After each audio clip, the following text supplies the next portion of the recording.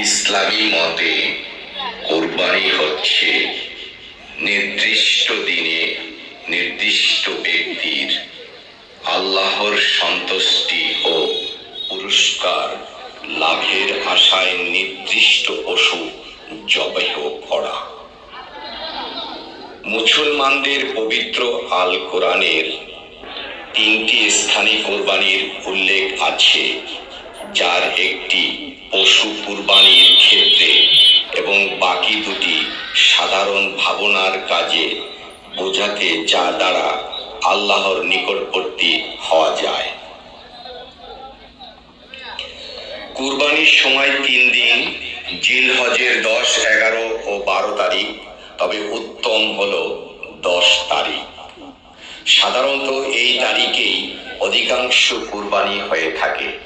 এই জন্য 10 জিলহজের ইসলামী নাম ইয়াউমুন নাহর।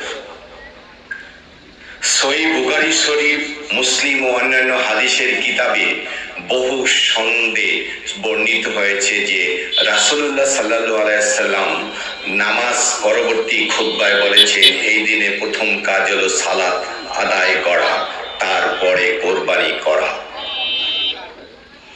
কোরবানি অর্থ নৈকট্য, সান্নিধ্য, উৎসর্গ। ঈদুল আজহার দিনগুলোতে আল্লাহর সন্তুষ্টি লাভের উদ্দেশ্যে নির্দিষ্ট পশু জবাই করাকে কোরবানি বলে। আল্লাহর নৈকট্য পাওয়ার আশায় জিলহজ মাসের এই 10 তারিখ সকাল থেকে 12 তারিখ সন্ধ্যার আগ পর্যন্ত কোরবানির নিয়তে উট, গরু, মহিষ ও ছাগল, ভেড়া জবাই করাই হলো কুরবানি। আর এই পশুর পশম যত বেশি হোক না কেন, প্রতিটি পশমের বিনিময়ে রয়েছে একটি করে সওয়াব, এবং হাদিসে পাকে এসেছে এই কথাটি।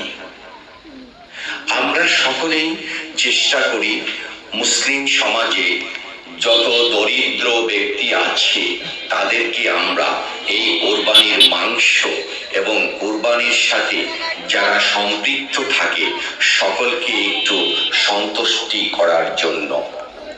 মাংস, গোশত খাওয়া এবং বড় কথা নয়, বড় কথা হলো তাকওয়া। আমার আপনার যদি তাকওয়া সঠিক থাকে তাহলে কোরবানি আল্লাহ পাকের কাছে সন্তুষ্টি লাভ করে তাহা গ্রহণযোগ্য হয়।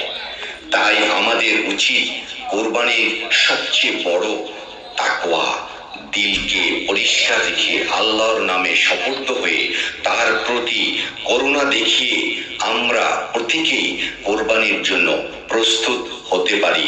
সেটাই হলো কোরবানির প্রধান অংশ। যে পর্যন্ত কোরবানি আল্লাহর কাছে কবুল না হবে, তাহলে এই গোশত জবাই করে খাওয়া না খাওয়া এটা কোনো কাজে আসবে না। তাই আমাদের সন্তুষ্টি লাভের জন্য